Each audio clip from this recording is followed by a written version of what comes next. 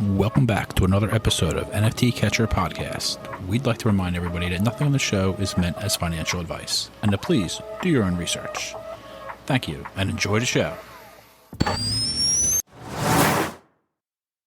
Now the subject is NFTs. They're known as non-fungible tokens, or NFTs. NFTs are exploding in popularity. This is a technology that will forever change the way people interact. So it is happening whether you understand it and like it or not. This phenomenon is moving. The digital. You have now joined Jenny from the blockchain and Michael Keene on the NFT Catcher Podcast. What is up? Welcome to another episode of the NFT Catcher Podcast. This is the first time I've ever done the intro. Jenny asked me to do it, so I'm happy to do it. We are here with a very special guest, my friend and virtual reality performance artist, Creatress, all the way from Hawaii. Hey, thanks What's for having up? me. Yep, absolutely. It's a pleasure. It's a pleasure. We've kind of friends for a long time. We met. I always talk about Clubhouse, the early days where everybody was up all night, hanging with that whole crowd of artists and everybody. So that's kind of where we first met. But now we've met a few times in real life. Art Basel and VCon and the NFT week in Miami, where what I did, I spilled it. You said hello to me. You like tapped me on the shoulder. I turn around. I was mortified by this. I like knocked her drink out of your hand, spilled it all over. You spilled it over like a poster. Yeah. That was a moment.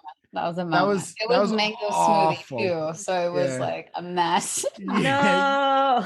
She was so nice about it. Like, you were the nicest person in the world. Like, I had to run and get napkins from the bar. It was absolute mess. It came off. Don't worry. I was mortified. I was mortified. I still am. But oh my goodness. That was funny though. Yeah, but we do go way back. I think we've met definitely in at least 3 cities, probably 4 though, because Miami NFT week. But we also met at NFT NYC, I feel like. Met at NFT NYC and VCon. We hung out after Jennifer and I interviewed Gary V, and I kind of crashed the VIP lounge all day and didn't leave. You were down there. So we hung out there. I crashed it too, don't worry. Yeah. I didn't want to leave because I knew I wasn't getting back in. I was very pleasantly surprised by the massage chairs in that VIP lounge. That was nice down there. Mm-hmm. Yes, I'd like those at every conference. They need to have those. Yeah, and then where else? Art Basel. We that rooftop where Busta Rhymes was playing. You were performing at that event. Oh yeah. We've definitely run into each other, and I feel like we haven't planned to meet up, which makes me. No, I know. Yeah. Funny. And to be honest with you, I never really knew exactly what your art was. And then I started looking it up because, we were talking about having you on the show, and I brought you up a couple times, and I started looking, and I was like, oh, because you always say like, I'm performing. If you know anybody that needs a performance. Yeah.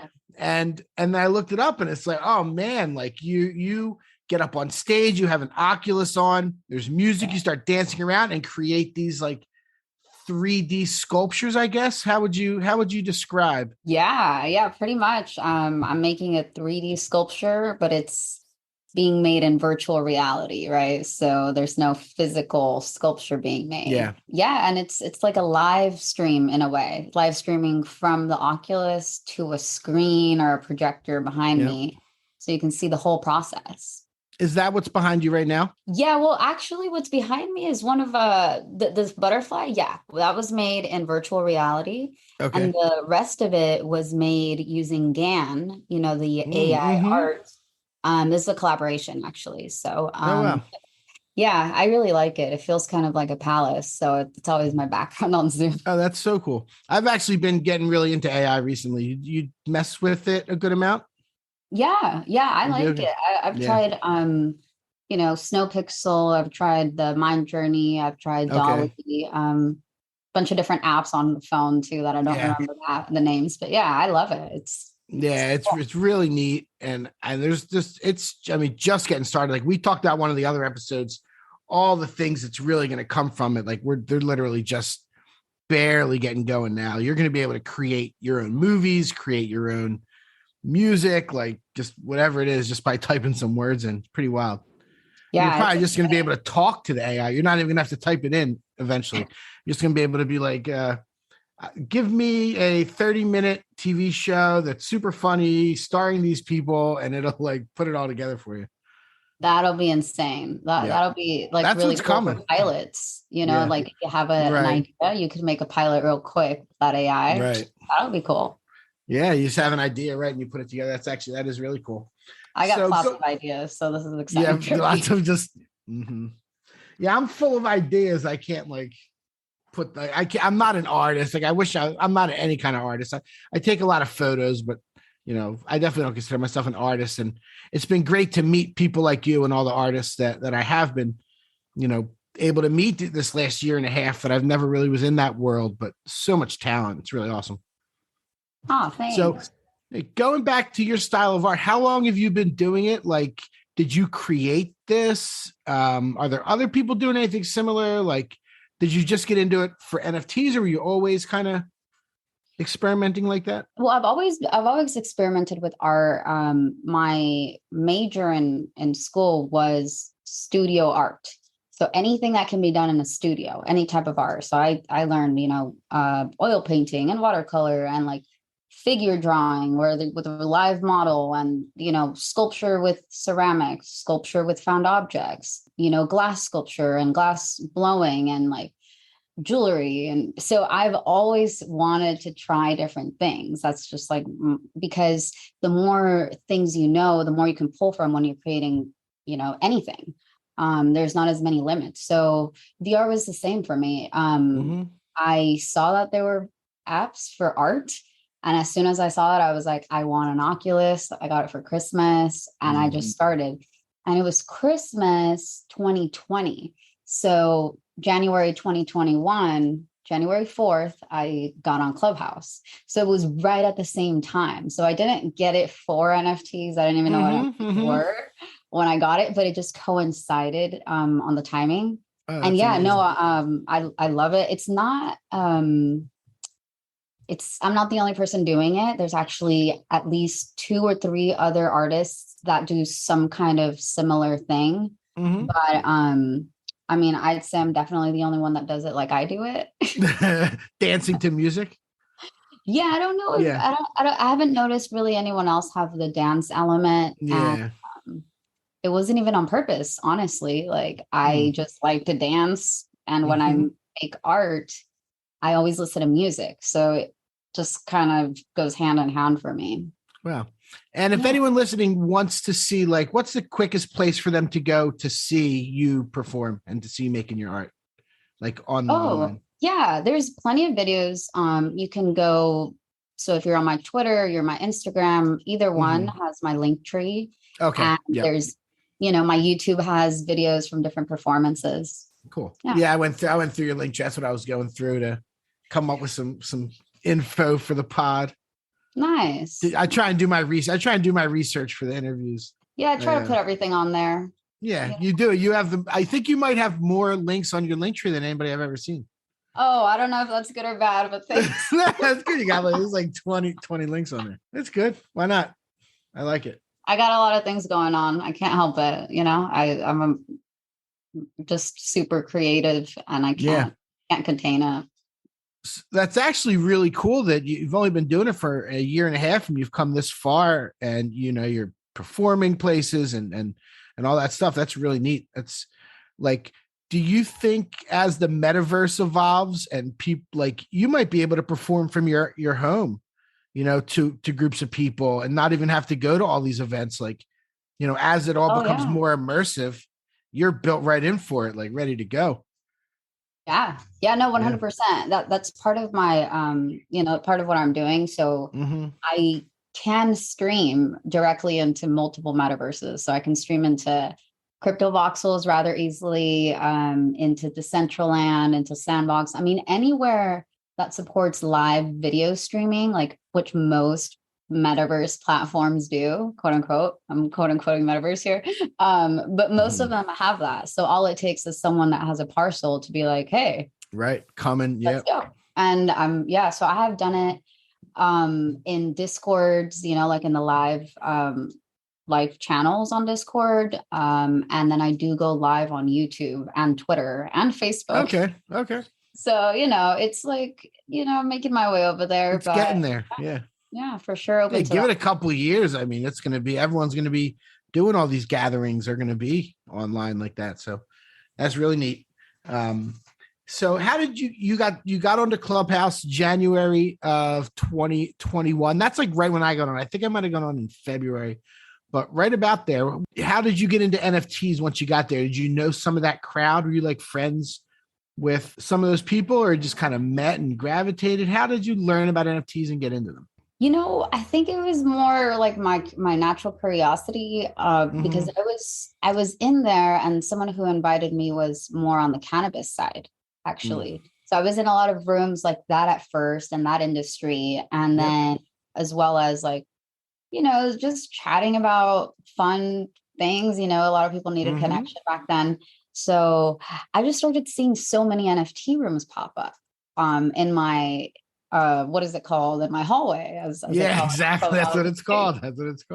Yeah. And so I was like, what the heck is this? Let me just go look because there's plenty of them. So there's something here. And I'm pretty into like being early on things. Like I'm not afraid of the whole, like everyone's ridiculing you because you're into some new thing. Like I don't even care about that anymore. I feel like I've gone through a lot of that. As an artist too, just like thinking that art is a viable option for life. Most people are like in denial that it is. So yeah, I just started learning about it. And after like a month, I think I was like, okay, this is the thing. This is actually very interesting. I feel like I kind of understand what's going on. And then I just never really looked back. Yeah. Cool. So you met all of like our kind of mutual friends through Clubhouse. Mitch and Jason Ostro, because Jason Ostro is the one that introduced us. I remember at NFT Basel. I met him at Clubhouse in one of the wow. How about that? Yeah. Amazing. That's pretty cool. And it's been crazy. Yeah. So I want to talk to you about the NFT Kids Magazine, because I was really blown away by that whole booth. That's actually exactly where I knocked the smoothie all over you, was at their booth. And I know you kind of helped them out. And I wanted to see if you could talk a little bit about the NFT Kids Magazine. I've actually mentioned it on the podcast before. The kids were super talented and they were like, they're like, it was just really neat. Can you talk about that, what your involvement is and what they're doing? And maybe even mention a couple of those artists, because I know there were a couple that you really liked.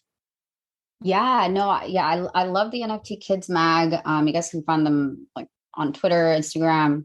It's basically the first magazine for youth on the blockchain. So anybody under 18, we are always open to featuring. So it literally features like the best, brightest kids that we can find in the NFT space. And then people who are supporters of them. I love G is for Great. Genesis, who's been a speaker at many of these conferences. They're helping put together kids panels for a lot of these conferences because, they're open. These events are open to kids and they want to have the kids involved, but they don't even know where or who to reach out to. So I think the magazine has become a kind of I don't know if proxy is the right word, but a place where they can go and ask or offer to, have a kids panel. And we've interviewed so many of the kids in the community that it's pretty easy for us to put a word out. But it's amazing. I also really like Teresa Melvin. I got to interview her for the magazine last year and she's just like taken off. She was a speaker at NFT NYC, at NFT Miami, like she's just amazing. We have Rainbow Mosho, who's also like incredible. She's got like her own project and she's like 14. It's crazy. There's just, I don't even know. Like G is for Great led the first opening meditation at an NFT VIP in New York.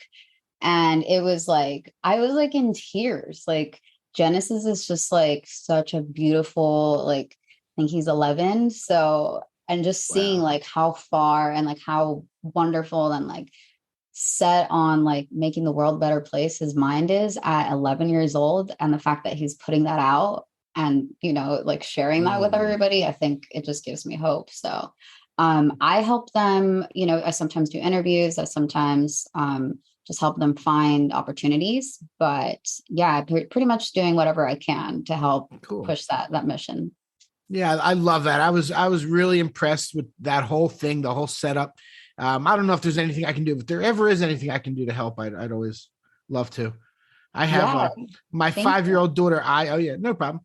My 5-year-old daughter, Ivy. Every time I ask her what she wants to be when she gets older, she says an artist.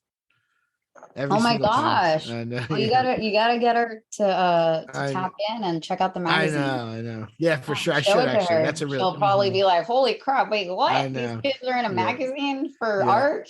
She would. She's so smart. She's going into kindergarten in just a couple weeks, and like I think she could do whatever she wants. But I mean, she's a really good artist, like a little girl. Like I'm impressed with a lot of things she does. I love it. Definitely show her, bring her around. Maybe I will. One of the events you can meet the NFT kids. I feel like that's awesome. Pretty good impression. That would be really cool. Jennifer, I don't know if you wanted to say anything. I know you wanted to kind of sit back a little bit, but if you have anything to say, I know I'm just kind of chatting it up. I don't want to make it like we're ignoring you over there. Oh, no, you're good. Okay. Yes. For those wondering why I haven't been talking, I usually take over the interviews. So it's a nice switch up. But yeah, I just went to the dentist. My jaw is so sore and I'm just getting over the left half of my face being numb. So I'm like, Michael, please take over the interview. And I definitely have to. Oh my God, my dentist literally follows me on Twitter, and he was like, should I sell my cool cat? My God. How often does your dentist just ask you for NFT advice? Anyway, that sounds like a cool dentist. Yeah, he's like, oh my God, I've been following you and your sister dentist has a cool cat? That's wild. Yeah, he's like, I've been following you and your sister since the early Top Shot days. Like, oh my God, you guys got me into NFTs and everything. So it was such a small world. But I told him whatever decision he makes will be a good one. But my question is, I was looking at your art, really awesome. I love how it's like the right side and the left side, they're like mirror images of each other. And I just think that's so cool. I was also curious, how much time does it take to create each one of these VR art pieces? Oh, thank you. It really depends on the artwork. There's a different process for my live performance than there is for the I guess not live stuff. I guess in the studio art making. So live performances, it takes as long as the performance lasts, right? Most of the time, the first performance I did was an hour and a half, about with a few breaks in between because we were having technical issues. And ever since then, it's been between 20 and 30 minutes each performance. So you could say about 30 minutes per sculpture during a performance. And then at home, I mean, it could take, I don't know, like up to 6 hours, but I never do it like all at once. I'll do sessions since I can't just be in VR.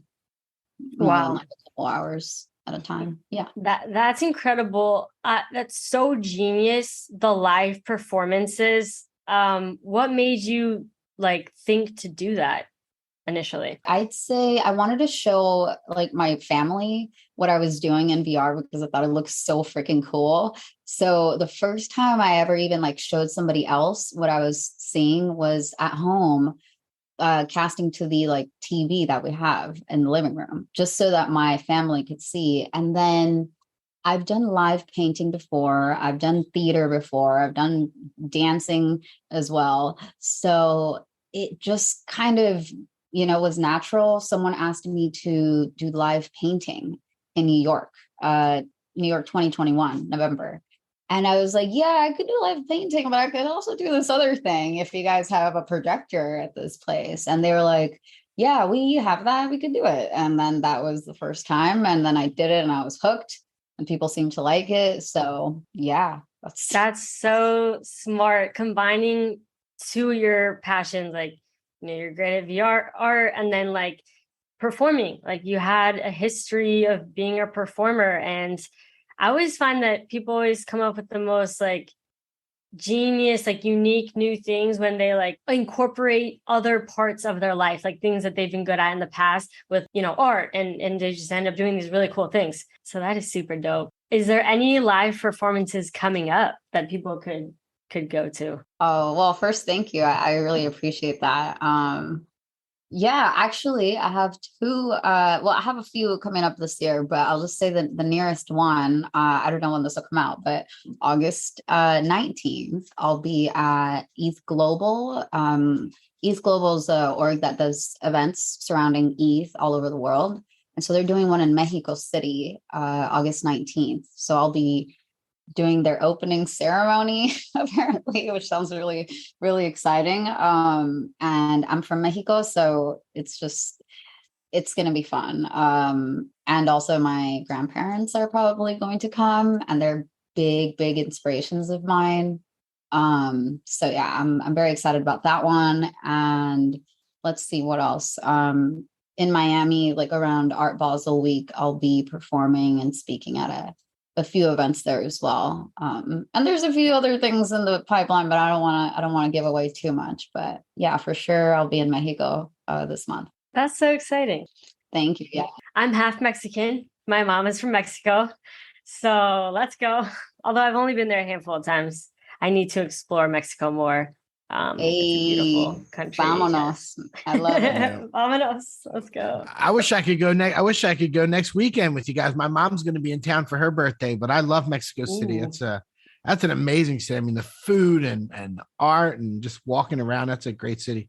That's exciting. That should be a really cool. That should be a really cool event. Well, I'm sure we'll catch you at the next event, Michael. And speaking of birthdays, like, we have to talk about how we have the same. Yeah, I know. That's crazy. Yeah. Yeah. Shout out to the Leos and happy July Leo 23rd. season, everybody. Yeah. Yeah. Happy belated, July I guess. 23rd. Yep. She's obviously much, much, much younger than I am, but that's besides the point. Come on, you're not even that old, Michael. Cut yourself some slack. Much, much younger. No, it's really cool. I'm speaking of those events. I'm trying to set up getting over to London for NFT London in early November. Oh yeah, that's right. Trying to make that play. I did apply, so fingers crossed. Nice. I would like to go to London as well. But honestly, at this point, I would rather find a few gigs during NFT London more so than necessarily just to go. Yeah. Speaking, so I can go and do all the things. I like to really make the most of my time when I go anywhere, because most of the time I'm home. I prefer to be home, and But yeah, London might be our next impromptu meeting. Could be. Now I'm trying to make that happen, because it sounds like fun, and I might it's only 2 days long, so I might go to like Paris or Amsterdam, and then take the train over to London and do that and fly home. So we'll see if I can make that happen. Why not, right? I've never been to Europe, so it would be an adventure. Actually, here's a crazy idea that I had when I was thinking about NFT London. The London Eye, what is it called? Ferris wheel with the orbs. Okay. I was thinking it'd be really cool because I saw they have screens in there, at least one screen in each, to do a performance inside one of those. And it would be like a really small, intimate performance. Anyway, that's an idea I had. Something about me, I hate Ferris wheels. I cannot go on a Ferris wheel. Are you scared on them?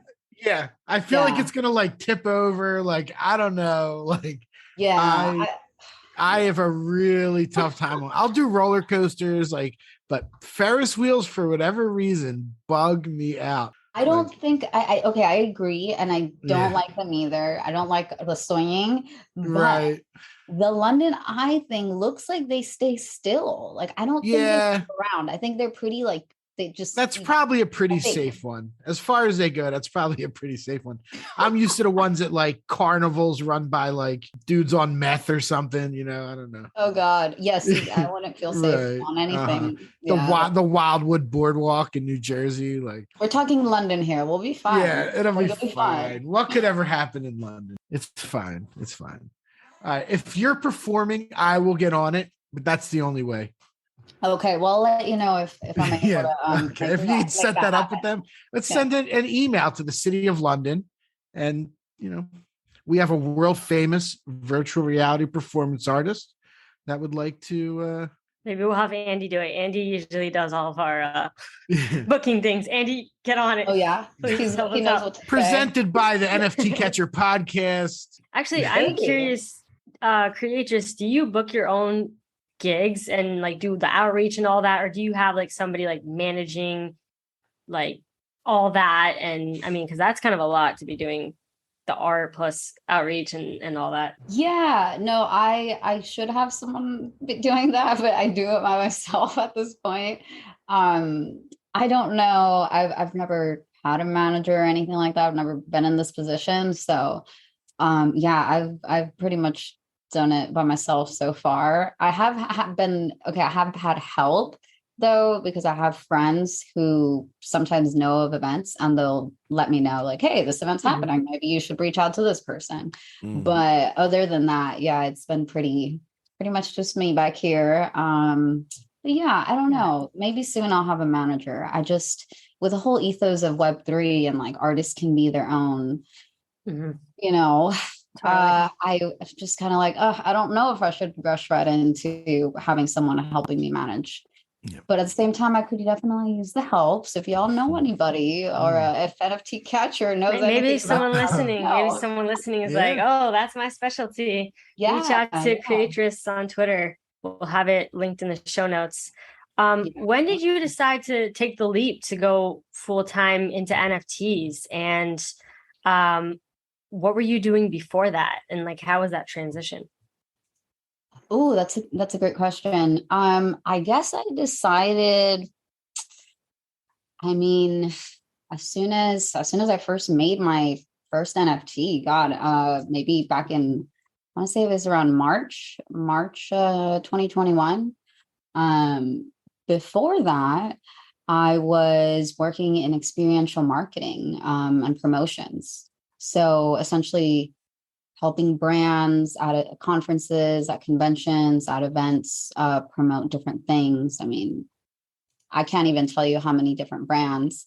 And then aside from that, I was doing business development for a few different companies. So it was not my passion, I'll just say that. So when NFTs kind of came about, it was kind of an opportunity to not have to do that so much anymore. And honestly, there was a break in between. So it wasn't so much like, oh, I quit my job, I'm doing NFTs now. I didn't have like that dramatic, exit and pivot. It was more like the pandemic happened, and, this full-time job I was supposed to have promoting different things in dispensaries in California completely fell through. So I was kind of in a weird spot, just taking care of my son and, having him home for the pandemic and doing online schooling. So it was kind of a transition, as opposed to like, I'm deciding this is, I'm done with the corporate job. And, it was, a little bit more of a transition than that. And it took about a year, I'd say. Yeah. That's awesome. And you made it work. You made good out of something bad, right? Like, I think a lot of people in NFTs and crypto, I feel like they got in during the pandemic, when it was like, for me, I was serving at a restaurant and got laid off, and I was like, what am I going to do now? And that's when I discovered Top Shot and everything. So, it's crazy if you just, if you're kind of forced to like, okay, now you can't work, you get laid off, and it's like, you have all this time on your hands. What do you do with that time? And it either, makes or breaks you. And, I know a lot of good success stories on people just taking advantage of that time and that opportunity and just running with it. It's funny that we have like these similar stories. Yeah, that's actually exactly what happened with me. I was a ticket broker for forever, pretty much my entire adult professional life. And that got shut down the beginning of 2020. The whole industry collapsed and found NFTs from there. I spent about a year trying to figure out what to do and finally found it. Look at you now. Look at you guys. Look at me now. Hey, look at me now. Look at ETH is back up over 1900. Hey, look at that. Nice. Yeah. That's good news for our Wait, what the heck? When did that happen? That happened today? It's actually dipped just back under, but right before we started, it went over 19. Wow. But actually, this episode, I believe, is going to come out 1 week from today. We're recording on August 10th, just so people know for reference, because when this comes out, ETH might be 3,000. You never know. Knock on wood, right? We'll speak it into existence. There we go. Manifest it. Yeah. Do you like collecting NFTs besides like creating? Do you also collect? And what are your favorite type of NFTs to collect? Oh, yeah. So, you know what's funny? I never thought of myself as a collector. Even up until, I guess now I do, but yes, I do collect some NFTs. I have a very humble collection because I didn't come into the space with a whole lot of disposable income to put into ETH. But with what I've, received as gifts or what I've just spent from what I've made, I have about, I don't know, between 350 and 400 NFTs now. In terms of what I like, I really just like to support independent creators as much as possible. So I don't have a ton of PFPs. I don't have a ton of huge projects. I have stuff that I really like by mainly people that I know in projects. So if I know someone or a good amount of people are in a project and they're part of, the community, I'm more likely to, buy into that as opposed to being really strategic and looking at it more as an investment. So I kind of, I got a little bit of everything. I got a bunch of CryptoVoxels wearables. Love those, by the way. I have some. Wait, CryptoVoxel wearables. What metaverse is that for? CryptoVoxels. Oh, what the heck? Wait, CryptoVoxels. Do I know CryptoVoxels? It sounds so familiar, but I didn't know it was a. Oh wait, yeah. I know. Never mind. I know CryptoVoxels. It's pretty voxely. It's the one that looks very Minecrafty. Yes. It's really fun. I think that's it's a good one to run through and hang out with people. It's a good one.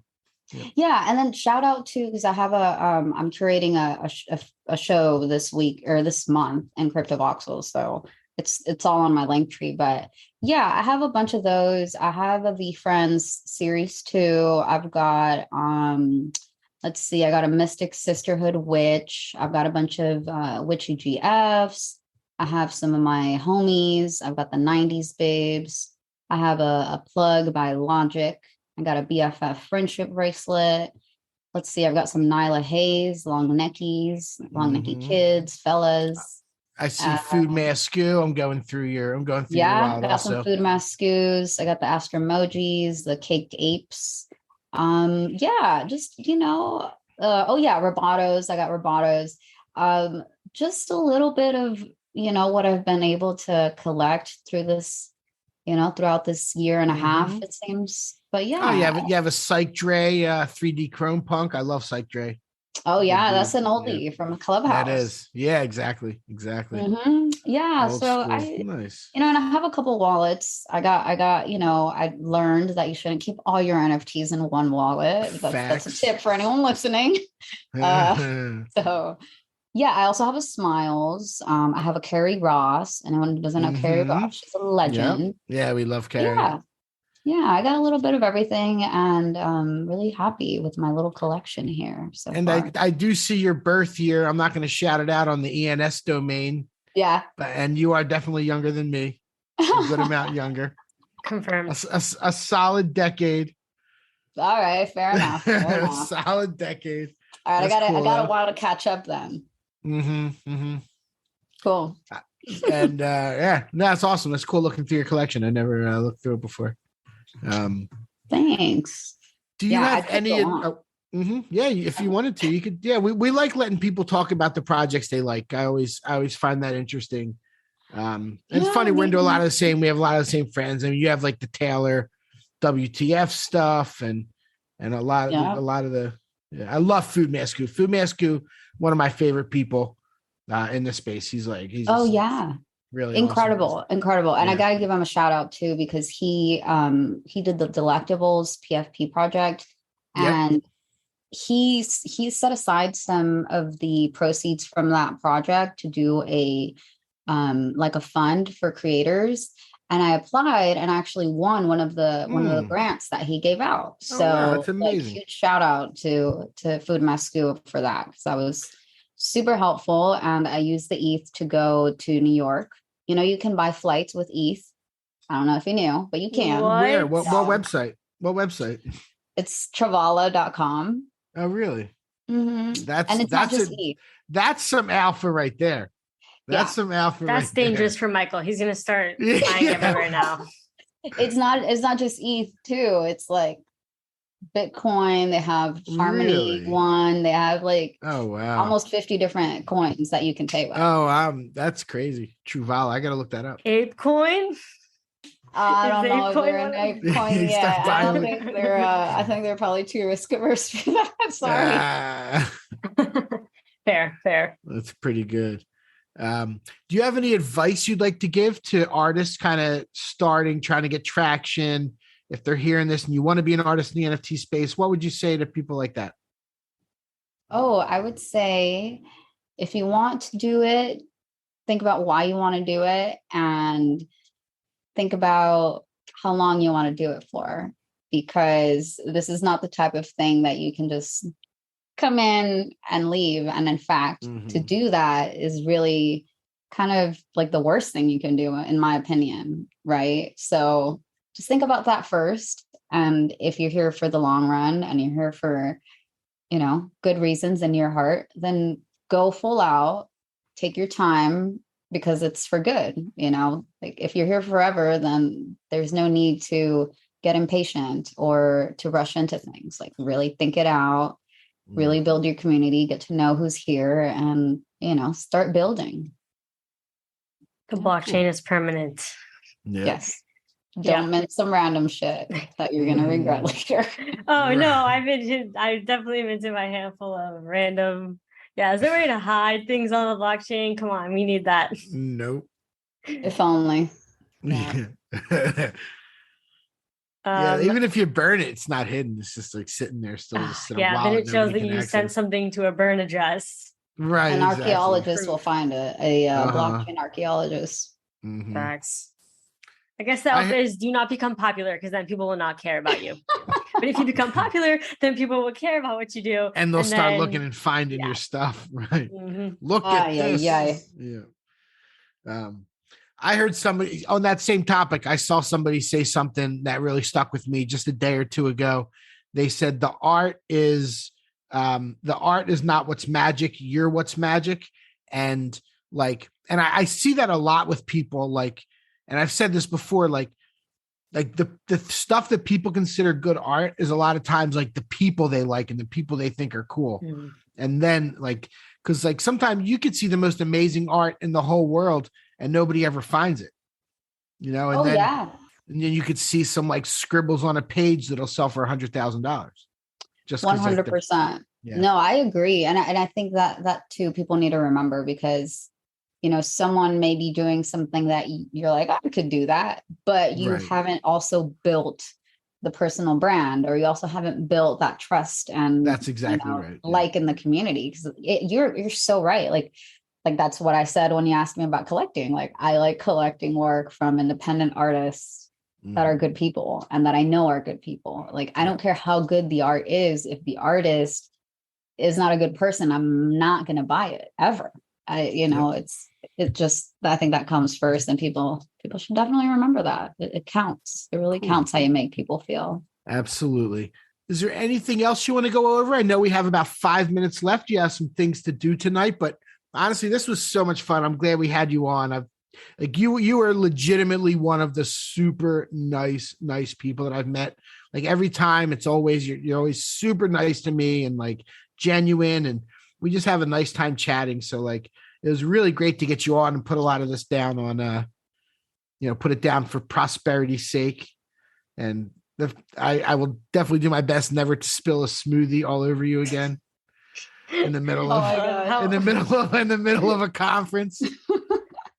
That was so bad, Jennifer. You'd have no idea. Like she was like, "Hey, Michael," and I was like, boom, like a bull in a china shop. Do not talk to me again. Yeah, pretty much. I know. She could have said, I wouldn't have blamed her. Oh my gosh. No, it was totally cool. Totally. It didn't get on my dress or anything. It was good. We were good. But yeah, no, I don't know. We talked about so many things. I don't even. Yeah. I do want to give a shout out though, because I do it. I've currently right now for the next 5 days. There's a Crypto Voxels exhibit that I put together, and it's the art from the founding members of the Creatress DAO. You can find that link. I'll share it with you guys. But so I created a micro DAO, which is what I call it, with the sole purpose of finding exhibition opportunities for the members of the DAO, whether it's like physical or IRL, or physical or metaverse, I should say. So right now, the exhibition is in Crypto Voxels, and I'm also curating another one for the end of the month with different artists from the community, whether it's like the kids or it's one of the few groups that I belong to, whether it's like there's like a women's alpha group that I'm part of, and then the Future Craft, where it's like artists that do traditional art mixed with NFTs and are always just doing really futuristic type things. So I'm putting together a show with their art, and that'll be opening on the 15th. And you'll be able to find that on my Instagram and my Twitter and all that. So check it out. If you haven't been to Crypto Voxels, you can check out a show, and let me know what you think. Cool. Amazing. Sweet. Yeah, thank you so much for coming on the show. It was a pleasure getting to know you and learning about the artist behind the art, behind the beautiful art. That's always fun. Thank you so much. Yeah, I hadn't gotten to speak to you, like one-on-one, Jennifer. So this was awesome. Yeah, it was nice to meet you. I'm sure I'll see you at an event or something now. And now I know what you look like, so it'll be easier to recognize. There you go. And Jennifer looks like her doodle with the purple hair and the heart eyes. So you'll just look for that. Perfect. Yeah, okay. Exactly. I will look for the purple hair 100%. But yeah, no, I look forward to seeing you guys in London maybe. Yeah. Oh, shoot. Let's see if we can make that happen. NFT Catcher goes to London. All right. Well, thank you all so much for listening to this episode. We hope you enjoyed it, and we will catch you in the next one. Peace. Bye. Thank you for tuning in to the NFT Catcher podcast. We hope you enjoyed today's episode and learned something new about the exciting world of NFTs. If you enjoyed today's episode, please take a moment to subscribe to our podcast on Apple, Spotify, or wherever you listen to your podcasts. And if you really love what you're hearing, please leave us a rating and review on your favorite platform. If you want to stay up to date with the latest news and insights from the NFT space, be sure to follow us on all the socials at NFT Catcher Pod. You can follow Jennifer at Jennifer_pseudo and Michael at NFTicket. I'm your producer, Andy, and I'm at AJC254. Our theme song's by It's Just Los. We always appreciate your feedback and support, which helps us reach more people and bring you informative and engaging content about NFTs. We look forward to bringing you more great NFT content in future episodes. Thanks for listening. Peace.